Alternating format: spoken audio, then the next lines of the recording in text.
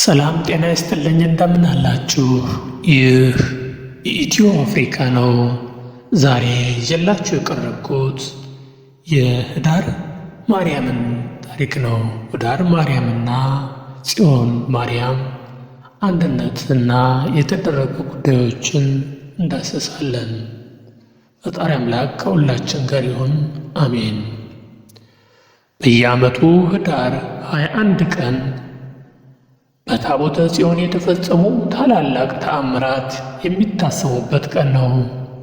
በዚህ ቀን ቅድስት ቤተ ክርስቲያን የታቦተ ጽዮንን ተአምራት እግዚአብሔር ቃል ቅድስት ድንግል ማርያምን ታቦቱ አድርጎ ከፈጸማቸው ታላላቅ የደህንነት ሥራዎች ጋር በማነጻጸር እመቤታችን ቅድስት ድንግል ማርያም በነገረ ደህንነት ውስጥ ያላትን ድርሻ በስፋት ታስተምራለች። ለምሳሌ እስራኤላውያን ባሕረ ዮርዳኖስን ባቋረጡበት ወቅት ታቦተ ጽዮንን የተሸከሙ ካህናት እግራቸው ዮርዳኖስን ባሕር በመንካቱ ባሕሩ ለሁለት ተከፍሎ ነበር። ይህንን ታሪክም ጌታችን መድኃኒታችን ኢየሱስ ክርስቶስ ከቅድስት ድንግል ማርያም በሥጋ በመወለዱና ጥምቀትን በመመስረት በሥጋ በመወለድና ጥምቀትን በመመስረት ከሰይጣን ባርነት ወደ እግዚአብሔር ልጅነት እንዳሻገረን በመመስጠር ቤተ ክርስቲያናችን ታስተምርበታለች። ፍልስጤማውያን ከእስራኤላውያን ጋር ውጊያ በገጠሙበት ወቅት ታቦተ ጽዮንን ከእስራኤላውያን ማርከው ዳጎን በሚባለው ቤተ ጣዖታቸው ውስጥ አኑረውትን በነበረ ጊዜ ታቦታ የዳጎንን ምስል አንኮታኩታ ጥለው ነበር።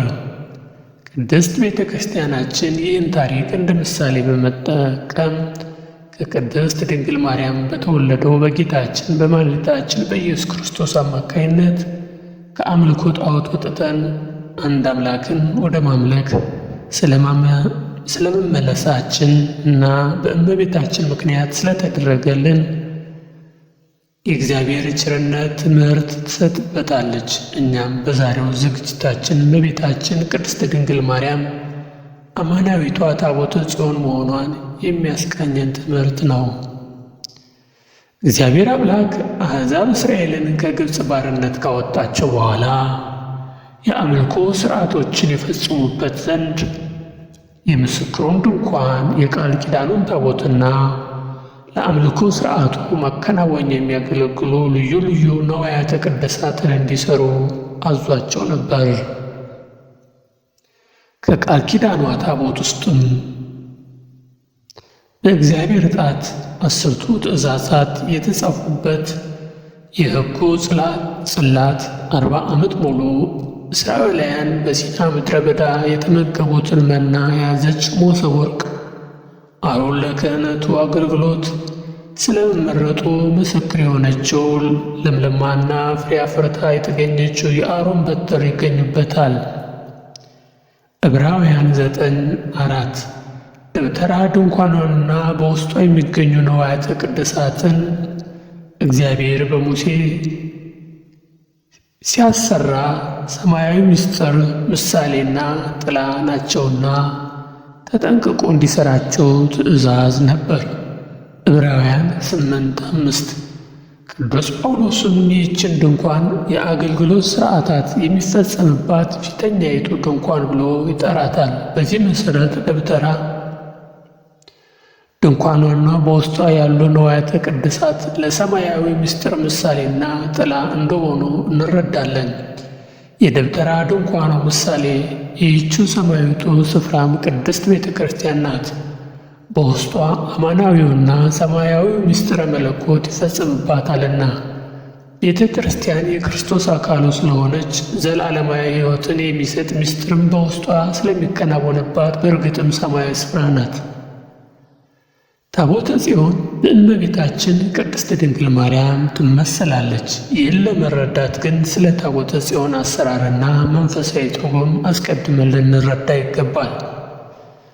እግዚአብሔር አምላክ ታቦተ ጽዮንን እንዲሠራ ብልሃትን፣ ጥበብን፣ ማስተዋልን፣ ዕውቀትን ይለይ ዘንድ መንፈሱን ያሳደረበትን ከይሁዳ ወገን የሆነውን ባስልኤልን መረጠ። ዘፍጥረት 25:9 እርሱም እግዚአብሔር በሰጠው ማስተዋል ከማይነቅዝ እንጨት ርዝመቱ 2 ክንድ ተኩል ወርዱም 1 ክንድ ተኩል ቁመቷ 1 ክንድ ተኩል እንዲኖራት አድርጎ ታቦቷን ሰራት። በመቀጠል በውስጡም በውጩም በጥሩ ወርቅ ለበጣት። ከታቦቷቱም ዙሪያ የወርቅ አክሊልን አደረገላት። ካህናተ ታቦት ጽዮንን ለመሸከም እንዲረዳቸውም በአራቱ ማዕዘናት በወርቅ የተሰሩ ቀለበቶችና በእነርሱም ውስጥ የሚገቡ 2 መሎጊያዎችን ሠራ። ከጥሩ ወርቅም የስርየት መክደኛውን በቃል ኪዳን ታቦቷ ላይ በርዝመቷና በወርዷ ልክ ሠራ። የስርየት መክደኛውን እንዲጋርዱት አድርጎም ጥሩ ከሆነ ከተቀጠቀጠ ወርቅ ኪሩቤልን ስሎ በስርየት መክደኛው ግራና ቀኝ አስቀምጣቸው። እነዚህ በጥሩ ወርቅ የተሠሩት 2ቱ ኪሩቤል ፊታቸው ወደ ስርየት መክደኛ ሆኖ እርስ በራሳቸው እንዲታዩ ተደርገው የተሠሩ ናቸው። በዚህ በስርየት መክደኛው በ2ቱ ኪሩቤል መካከል እግዚአብሔር ለሙሴ የተገለጠ ሰው ከባልንጀራው ጋር እንደሚነጋገር በግልጽ ያነጋግረው ነበር። ለሕዝቡም በደመና አምድ ይታየው ነበር። ዘጸአት 8:11 25 22ና 33። ወደ ምስጢሩ ትርጓሜ ስንመለስም ታቦተ ጽዮን የእመቤታችን የቅድስት ድንግል ማርያም ምሳሌ ስትሆን በውስጧ የያዘችው የሕጉ ጽላትም የጌታችን የመድኃኒታችን ኢየሱስ ክርስቶስ ምሳሌ ነው። ታቦቷ ከማይነቅዝ እንጨት መሠራቷ የእመቤታችን ንጽሕና የሚያመለክት ሲሆን በውጭም በውስጡም በጥሩ ወርቅ መለበጧ ደግሞ ከቅድስናዋና በ2 ወገን ድንግል መሆኗን የሚያስረዳ ነው። ታቦተ ጽዮንን በግራና በቀኝ በኩል በተዘጋጀ 4 ከወርቅ የተሠሩ ቀለበቶች ነበሯት። በእነዚያ የወርቅ ቀለበቶች ውስጥም 2 መሎጊያዎች ይገቡባቸው ነበር። ታቦቷን ለማንቀሳቀስ ባስፈለገ ጊዜ 4 ሌዋውያን ካህናት መሎጊያዎች ይሸከሟታል። ይህ ሥርዓት በሰማይም የሚታይ እውነት ነው። የጌታን መንበር ገጸ ሰብአ፣ ገጸ ንስር፣ ገጸ ላም፣ ገጸ አንበሳ ያላቸው 4ቱ እንስሳ ይሸከሟታልና። ኢሳይያስ 6:1-5፣ ሕዝቅኤል 1:1-17 ለአማናዊቷ ታቦት ለቅድስት ድንግል ማርያም ሰላምን የሚያወሩ መልካም የምሥራችንም የሚናገሩ መድኃኒትንም የሚያወሩ ጽዮንንም አምላክሽ ነግሷል የሚሉ እግሮቻቸው በተራሮች ላይ እጅግ ያማሩ የእርሷንና የጌታችንን ስም ተሸክመው ወንጌልን ለዓለም የሚሰብኩ ኦርቶዶክሳውያን መምህራን አለዋት። ኢሳይያስ 52:7 የስርየት መክደኛው መቀመጫው የንጹሐን እንስት መክደኛ የንጹሐን አበው ግራና ቀኙ የሐናና የኢያቄም ምሳሌ ነው። የስርየት መክደኛው መቀመጫው የንጹሐን አንስት መክደኛው የንጹሐን አበው ግራና ቀኙ የሐናና የኢያቄም ምሳሌ ነው። በክንፎቻቸው የጋረዱት ኪሩቤሉም የጠባቂው መልአክ ቅዱስ ሚካኤልና የአብሳሪው መልአክ ቅዱስ ገብርኤል ምሳሌዎች ናቸው። የስርየት መክደኛው ስርየቱ የሚፈጸምበት ስፍራ ቢሆንም ነገር ግን በዚህ ቦታ ምንም አይነት መስዋዕት አይቀርብም ነበር። ይህም በጊዜው አማናዊ መስዋዕት ገና እንዳልተሰዋ ያስገነዝበናል። ይህ ስፍራ እግዚአብሔር ለሙሴ የሚገለጥበት ቦታ ነው። ከእርሱ ውጭ ሌላ ነገር በዚያ ላይ ማረፍ አይችልም። ለዚህም የምናስተውለው አንድ ምስጢር አለ። ይኸውም እግዚአብሔር አምላክ ለአዳም የገባውን ቃል ኪዳን ሊፈጽም ሰው በሆነ ጊዜ ራሱን መስዋዕት አድርጎ የሚያቀርብበት ልዩ ስፍራ እንዳዘጋጀ ያመለክተናል። ይህ ስፍራ አማናዊ መስዋዕት የሚቀርብበት ቦታ እንደሚያስፈልግ የሚያስገነዝብ ስፍራ ነው። ይህን ለማመልከትም ከኃጢአተ ስርየት የቀረበው መስዋዕት ከታረደ በኋላ ካህኑ ደሙን በጣቱ እየነከረ 7 ጊዜ በስርየት መክደኛው አንጻር በመገናኛ ድንኳኑ ውስጥ ይረጨው ነበረ። ዘሌዋውያን 4:6 ነገር ግን ይህ ደም ከስርየት መክደኛው ላይ አያርፍም ነበር። ምክንያቱም በዚህ ስፍራ መቅረብ የሚገባው አማናዊ መሥዋዕት የጌታችን የመድኃኒታችን ኢየሱስ ክርስቶስ ቅዱስ ሥጋውና ክቡር ደሙ ነውና። ይህ የስርየት መክደኛ ለእኛ የሚያስተላልፈው ተጨማሪ መልእክትም አለው። ይኸውም አማናዊ መሥዋዕት ክርስቶስ መሥዋዕት ሆኖ ዓለምን ማዳኑ እንደማይቀርና መሥዋዕቱ የሚቀርብበት ስፍራም በቅድስት ቅዱሳኑ ወይም በቤተ መቅደሱ ውስጥ እግዚአብሔር በምሕረት በሚገለጥበት በቃሉ ማደሪያ በጽላቱ ላይ መሆኑ እንደሚገባው ያስገነዝበናል። ዕብራውያን 4:16 ይህም እግዚአብሔር አምላክ በነቢዩ ሚክያስ ላይ አድሮ ከፀሐይ መውጫ ጀምሮ እስከ መግቢያዋ ድረስ ስሜ በአሕዛብ ዘንድ ታላቅ ይሆናልና በየስፍራውም ስለ ስሜ ዕጣንን ያጥናሉ፣ ንጹሕ ቁርባን ያቀርባሉ ሚልክያስ 1:11 በማለት እንደተናገረው የስርየት መክደኛው አንዲት ቅድስት ቤተ ክርስቲያን ምስጢረ ቁርባን ለምትፈጸምባት ጽላት ወይም ታቦተ ምሳሌ መሆኑን ያሳየናል። የስርየት መክደኛውን የሚጋርዱት በጥሩ ወርቅ የተሰሩ ከኪሩቤል ምስሎችም አማናዊ መሥዋዕት በሚሰዋበት ጊዜ በዙሪያው ረበው የሚገኙ የመላእክት ምሳሌ ናቸው። ቅዱሳን አባቶቻችን እንዳስተማሩን ሁለቱ ኪሩቤል የተባሉት ቅዱስ ሚካኤልና ቅዱስ ገብርኤል ናቸው። ይህን ለማስገንዘብ ቅድስት ቤተ ክርስቲያናችን በመንበረ ታቦቱ ላይ ምስለ ፍቅር ወልዳ እንዲቀመጥ ታዛለች። ምስለ ፍቅር ወልዳን ላስተዋለ ሰው በትክክል የታቦተ ጽዮንን መንፈሳዊ ትርጉም ይረዳል። ታቦተ ጽዮን ከሌሎች የብሉይ ኪዳን ንዋያተ ቅድሳት በተለየ መልኩ እጅግ ግሩም የሆነ ምስጢርን በውስጡ ይዛለች። ይህን ድንቅ ምስጢር ለመረዳትም አንድ ምሳሌ እንመልከት። ንጉሥ ዳዊት የእግዚአብሔርን የቃል ኪዳኑ ታቦት ከአቢዳራ ቤት ወደ ጽዮን ከተማ ባስመጡበት ወቅት በታቦቷ ፊት በሙሉ ኃይሉ በደስታ እየዘለለ ለእግዚአብሔር መንፈሳዊ መዝሙሩን አቅርቦ ነበር። ሳሙኤል 2:6-12-13-17 ከዚህ ጋር ተመሳሳይ የሚሆን ድርጊት በሐዲስ ይኸውም እመቤታችን ቅድስት ድንግል ማርያም ለቅድስት ኤልሳቤጥ ሰላምታ በሰጠቻት ጊዜ የ6 ወር ጽንስ የነበረው ቅዱስ ዮሐንስ መጥምቅ የእመቤታችን የሰላምታ ድምፅ በሰማ ጊዜ እንደ አባቱ እንደ ዳዊት በእናቱ ማኅፀን ውስጥ ሆኖ በደስታ ዘሏል፣ ሰግዷል። ሉቃስ 1:44 ቅዱስ ዳዊት በቃል ኪዳኑ ታቦት ፊት እየተደሰተ ለአምላኩ የምስጋና ቅኔን መቀኘቱም ለሰው ልጆች ሁሉ የመዳናችን ምክንያት የሆነችውን ቅድስት ድንግል ማርያምንና ልጇን በቃል ኪዳኗ ታቦት በኩል አስቀድሞ በዓይነ ሕሊና ስለተመለከታቸው ነበር።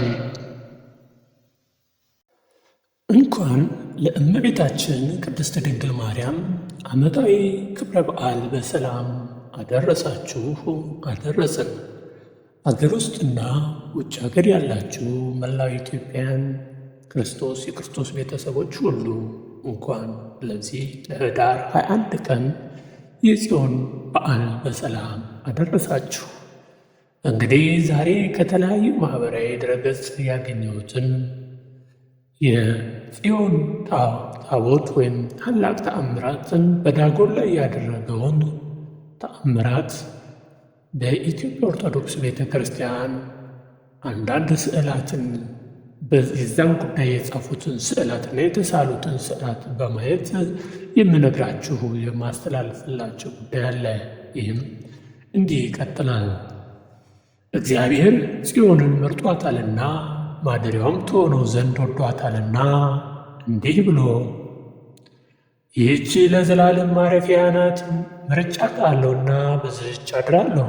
ድርጊቶችንም እጅግ አሮጌቶቿንም እጅግ እባርካለሁ፣ ድሆቿንም እንጀራ አጠግባለሁ፣ ካህናቶቿንም ደህንነትን አለብሳችኋለሁ፣ ቅዱሳኖቿንም እጅግ ደስ ይላቸዋል።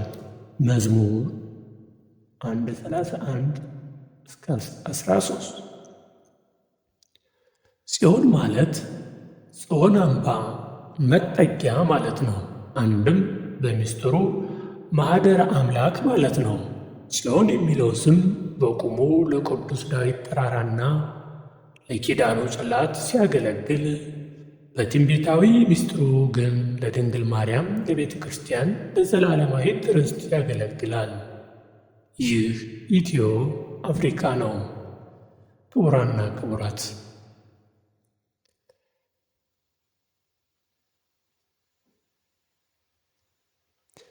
ኅዳር 21 ቀን የእመቤታችን የቅድስት ድንግል ማርያም ዓመታዊ በዓል ነው። ይህም በተለየ መልኩ አንደኛ በብሉይ ኪዳን ታቦተ ጽዮን የፈጸመችውን ልዩ ልዩ ገቢር ተአምራትን በማሰብ፣ ሁለተኛ ቀዳማዊ ምኒልክ ከ12ቱ ነገደ እስራኤል የበኩር ልጆች ጋር ሊቀ ካህናቱን አዛርያስን ታቦተ ጽዮንን ይዞ አክሱም የደረሰበት ዕለት በመሆኑ ይታሰባል ይባላል። በዋናነት ግን የዳጎንን ታቦት በፊልስጤማውያን እጅ በወደቀች ጊዜ ታቦተ ጽዮን የፊልስጤም ሰዎች ወስደው ታቦቷን ወደ ዳጎን ካለበት ከነሱ ጣዖት አደረጓት። ይህንም ጣዖቱን ከላይ ታቦተ ጽዮንን ከታች አድርገው ነበር ያስቀመጡት። ሆኖም ግን አምላክ በፈቃዱ በማግስቱ ሲገቡ ዳጎን ከስር ታቦተ ጽዮን ከላይ ሆና አገኛት። ለሁለተኛ ጊዜም እንዲህ ሲያደርጉ ጭራሹን ዳጎን ተሰባብሮ ታቦተ ጽዮንም በሰላም እንዳለች አገኘው። በዚህ ሁኔታ የፍልስጤም ሰዎች ይህ ጉዳይ ሌላ ጉዳይ መጣብናል ብለው እባካችሁ ውሰዱ አሉ። እሺ፣ በዚህም እንዲህ የሆነ በኋላ ሌላው ደግሞ ተጨማሪ በ330 ዓመተ ምህረት በአብርሃ ወአጽብሃ ዘመነ መንግሥት ክርስትና የኢትዮጵያ ብሔራዊ ሃይማኖት ይሁን ተብሎ አዋጅ የታወጀበት ጊዜም በመሆኑ ነው ይላሉ። ሌላው ደግሞ ዘካርያስ በቁሞ ወርቅ ምሳሌ ራእይ ያየበት፣ ነቢዩ ሕዝቅኤል በተቆለፈች ቤተ መቅደስ ያየበት፣ ዕዝራ በቅድስት ሀገረ ምሳሌ ራእይ ያየበት፣ አብርሃና አጽብሃ በወርቅና በዕንቁ ያሰሩት ባለ 12 ክፍል ቤተ መቅደስ ለመጀመሪያ ጊዜ ቅዳሴ ቤቱ የተከበረበት፣ በ9ኛው መቶ ክፍለ ዘመን ደግሞ ዮዲት ጉዲት አብያተ ክርስቲያናትን ስታቃጥል ታቦተ ጽዮንን ይዘው ወደ ዝዋይ ሐይቅ እንደተሰደዱ ይታወቃል። እዚህ በኋላ ከብዙ ዘመን በኋላ ሰላም ሲጀምር አክሱም በነበሩት ካህናት አስታዋሽነት ከዝዋይ ወደ አክሱም የገባችበት ዕለት በመሆኑ በርዕሰ አድባራት ወገዳማት አክሱም ጽዮን ከፍ ባለ መንፈሳዊ በዓል እናከብራለን። ይህም ማርያም ጽዮን ብለን እናከብራለን። ወላዲተ አምላክ አማላጅነት፣ የቅዱሳን ረድኤትነት ከእኛ አይለየን። አሜን። ይህ የኢትዮ አፍሪካ ቤታችን ነው። ሰላም ሁኑ።